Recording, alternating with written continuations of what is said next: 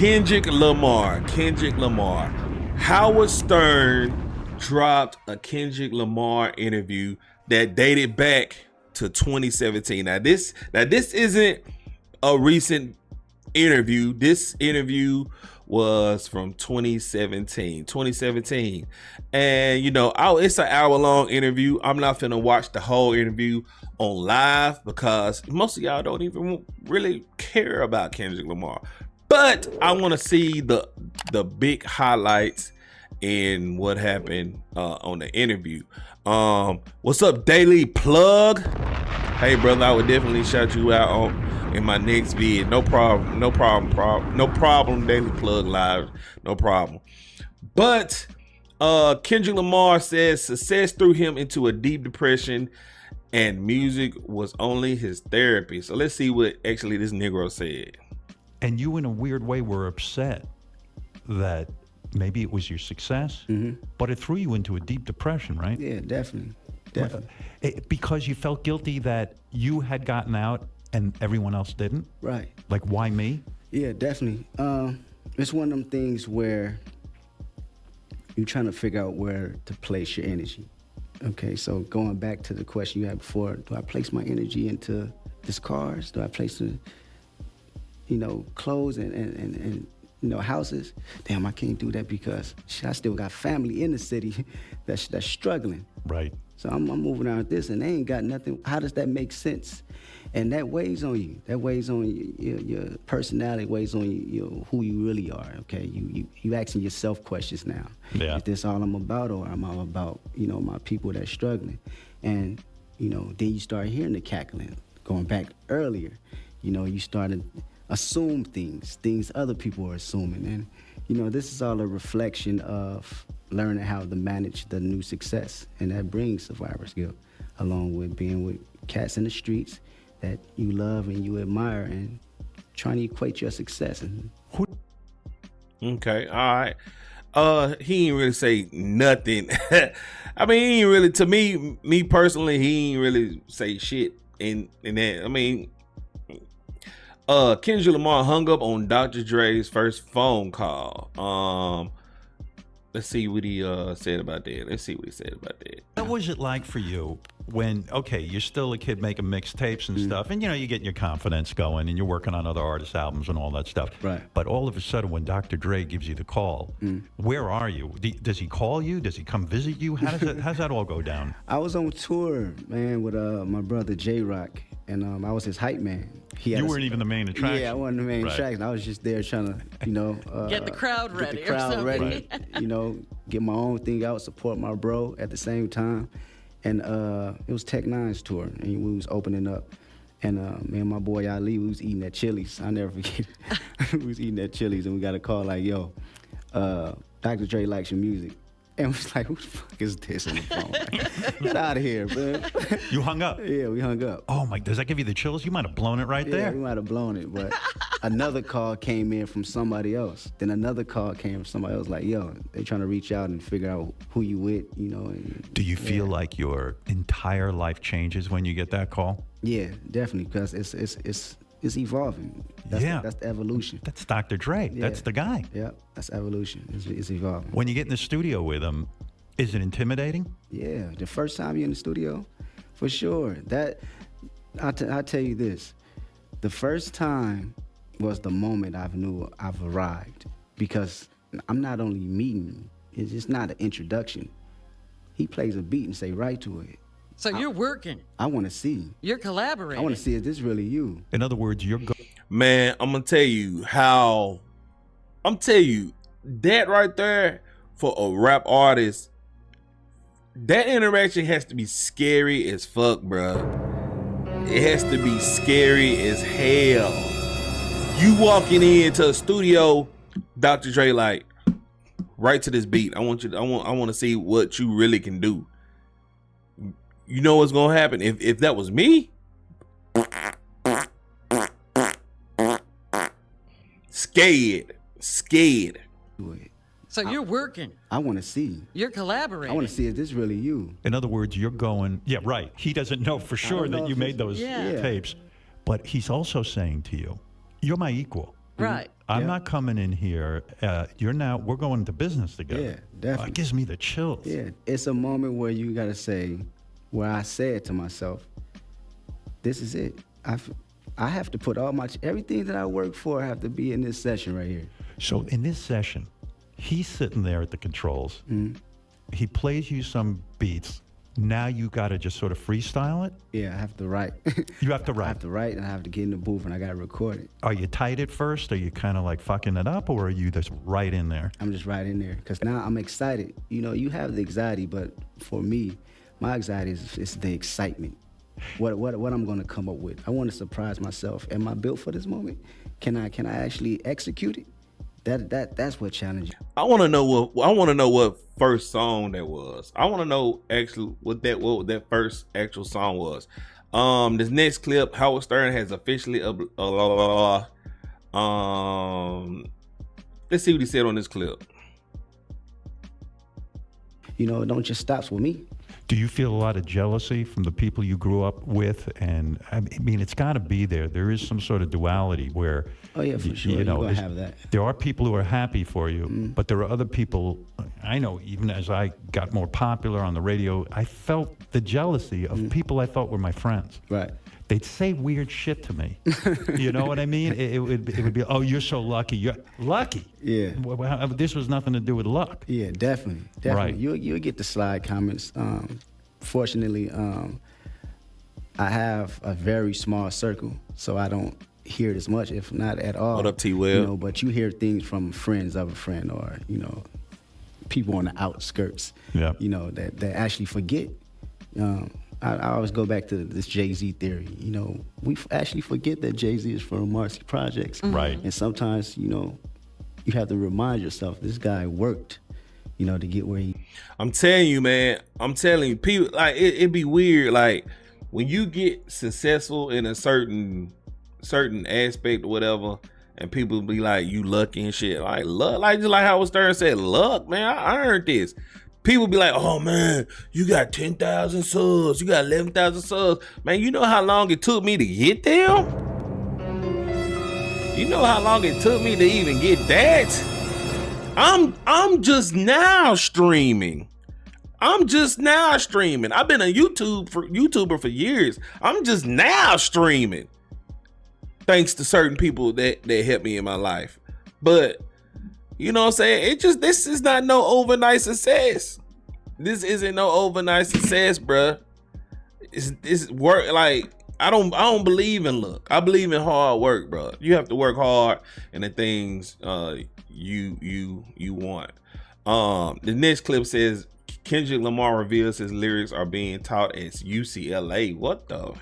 What? It's definitely a energy of being pissed being there. But then I rationalized the situation. Okay, he's not from where I come from. He don't know my life. He don't know the community. He don't know the kids. In fact, he obviously don't know that it's a class being taught in UCLA on these exact lyrics. So what youth are we talking about here? You know? And do you feel used in a way? Like, here's a guy, he's on TV. He's got to find something to talk about. Yeah. You know, and I understand that too. You know, Right. so it allows me not to get caught up in my feelings as well, because you can't argue with someone that doesn't understand you to be an ongoing. And Geraldo ended up on the new album, right? Yeah. So this is kind of good. Your way of getting even is, There you go. I'll put out a song and I'll feature your ass on there. Yeah. And my fans will get to know how I feel about you. Yeah.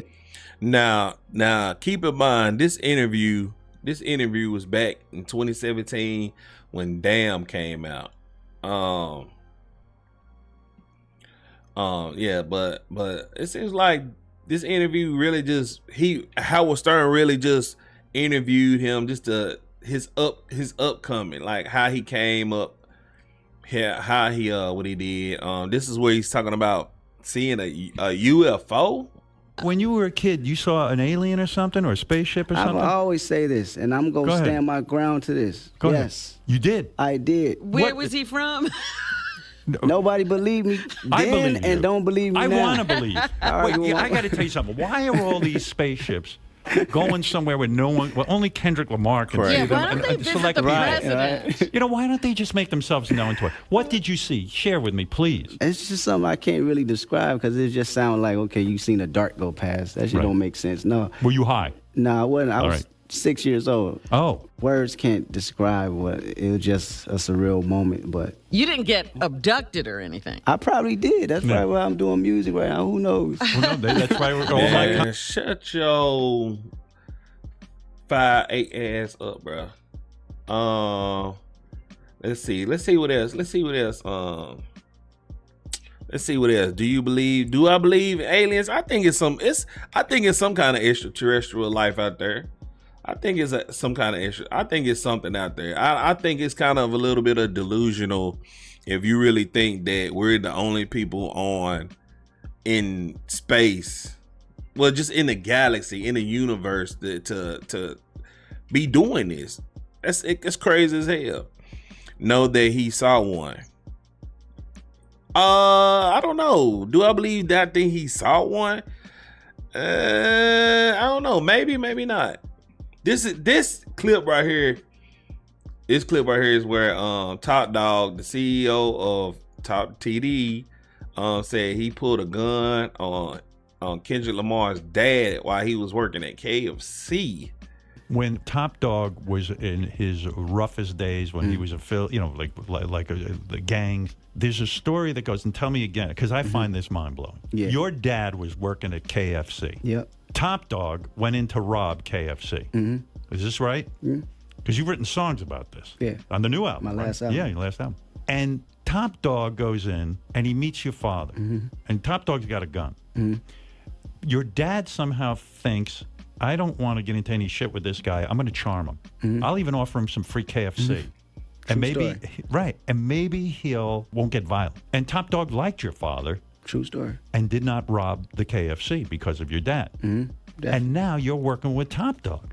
Funny how life is, right? Isn't that weird? Yeah, it's That one is of the craziest story I've ever Nah, heard. it is the That's craziest crazy as story. hell. Yeah. Have you sat with Top? He actually talked about this on the end of Damn. Like this interview came out around Damn. He talked about this on the last track of Damn. So I'm already knowing about this. Dog and said, "What the fuck?" Yeah, man. It's still mine. Every time they come around each other, my pops and Top Dog, it's mind blowing because they have to bring it up. They just sit and just look at each other. It's a trip.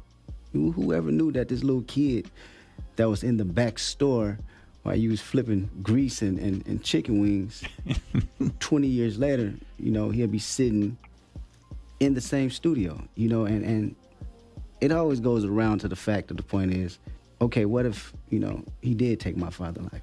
Oh my I'd have been God. another, I probably wouldn't be in the studio. I wouldn't be Right. right here with y'all right now. I'd be messed up because it's a psychological thing when you don't have a father at home, especially growing up in the environment we come from. But Oh, especially, reading, how you had a conversion later on and became more spiritual. With a life going like this, you can see how That's you crazy. become spiritual because these are the kind of things that usually go the wrong way. Yeah, definitely. I can't take that for granted. Yeah. When your dad sees Top Dog, does Top Dog is like kind of for fun pull out a gun and just pretend to rob your father? All Like the time. that would be the best, Hey, right? you get over there and cook the chicken, and I'm going to come through the door with a gun. And by the way, you owe your dad's life anyway, to KFC and how great that chicken is because you calmed down Top Dog. Hey, ain't lying about that. Commercial. It's like, wow, what a great commercial that'd be. Top Dog walks in, your dad says, here, just have some KFC, put that gun down, young man. And he does, because he Exactly. knows the Colonel. That sound like a KFC commercial. But he goes on and on and on in the interview. But yeah, man, shout out to Kendrick Lamar. I don't know. I think it's a coincidence because this is a Howard Stern interview and it stemmed back from 2017, and ironically, Kendrick Lamar dropped a song today. You know what I'm saying? I think that has something to do with that interview today, right? I think that has something to do with the interview today, and we're gonna react to it today. All right, it's called Kendrick Lamar, The Prayer. Now I'm gonna let y'all know now. I'm gonna give it 30 seconds, man. I don't want to hear this spiritual miracle bullshit. Kendrick Lamar can put some heat down. He can put some heat down, but I'm telling you, I just don't like that Kendrick Lamar, that the woke Kendrick Lamar. I don't like that Kendrick Lamar. But let's check it out and see what he said. Kendrick Lamar, The Prayer.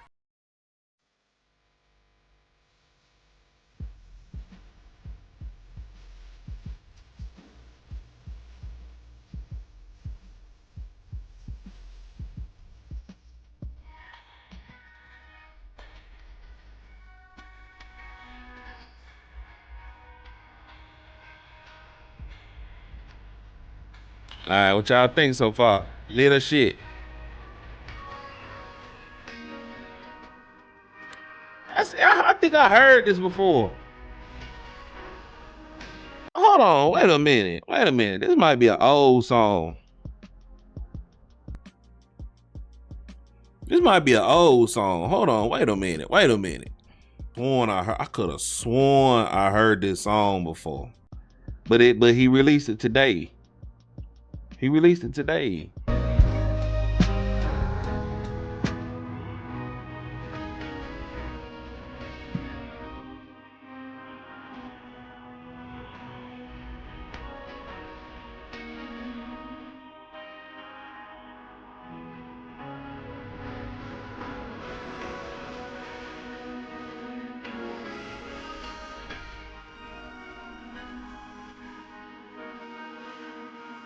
Man, I could have sworn I heard this before.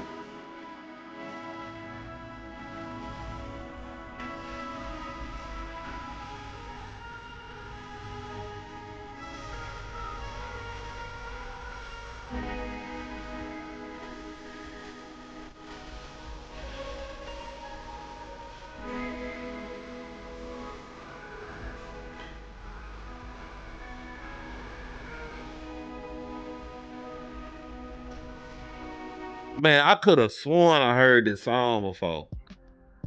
I ain't gonna play no more though, man. I ain't gonna play this whole song because it's 6 minutes, man. What y'all think? Is it lit? Is it lit or shit?